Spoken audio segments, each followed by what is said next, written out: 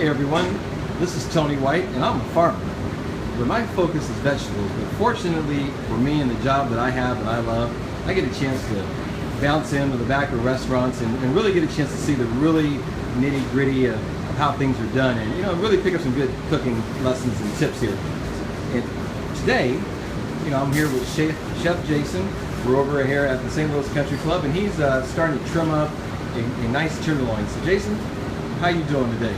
Good, man. Thanks All right. for coming in and watching me. So tell me what you got going on here, and give us some tips on, how a homemaker, a weekend barbecuer, or just the amateur chef should be working with this good piece of meat here. Okay, so First, you just call me to do it for you, and then you just save yourself all the trouble there. all right. So go ahead. What's your telephone number?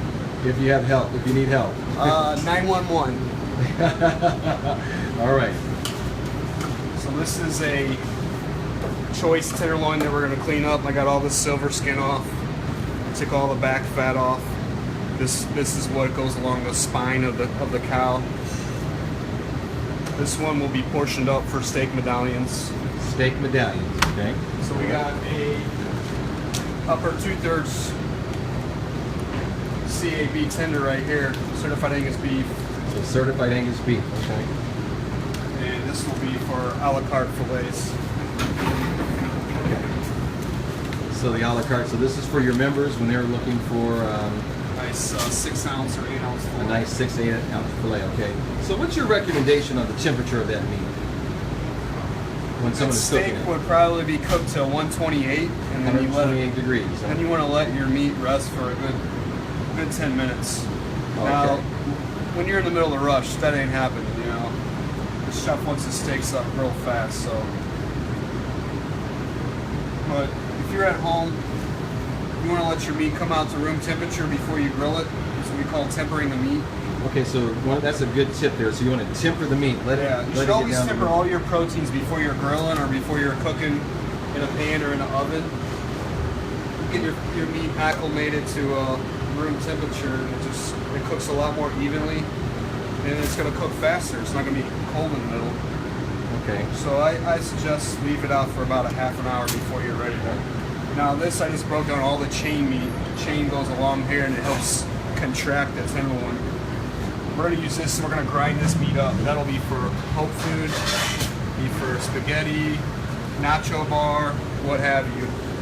Right now I'm taking off all the silver skin. You start from the back, you want to angle your knife up a little bit to take at least amount off as possible. Okay.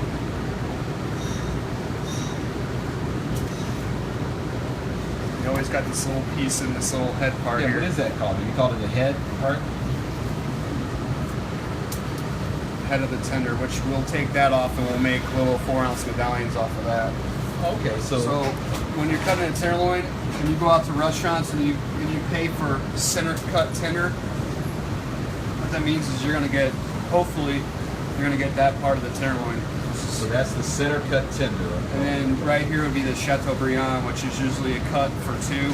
Okay, so there's That's 2 a- Chateaubriands. Okay, so for the person who wants to go to the famous whatever grocery store or chain place they want to do and try to tack this piece of meat, so there's several different ways that you need to take a look at it, for the different types of cuts.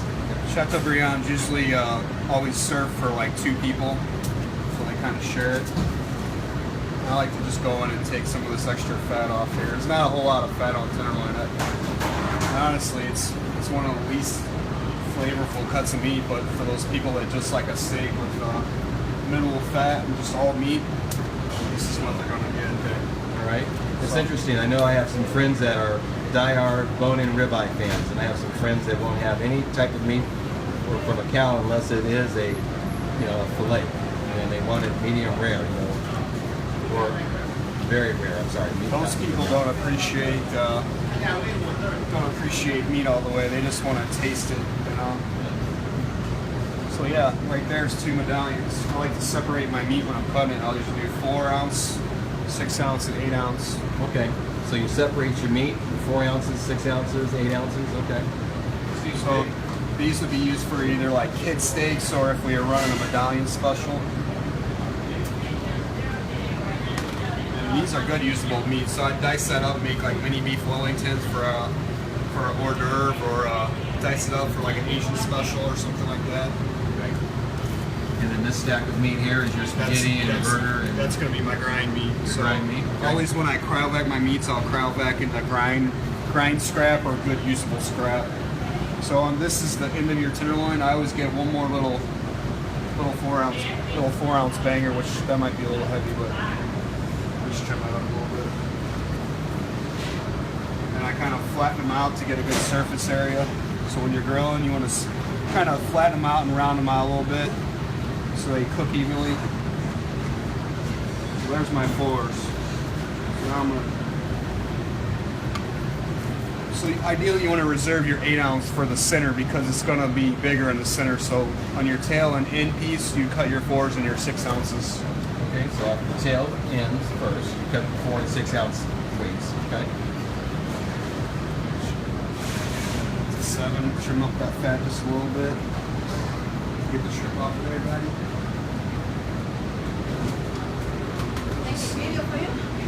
Yeah. Trying to get a job, so I'm going to show the world. Wow, look at that meat. Boom.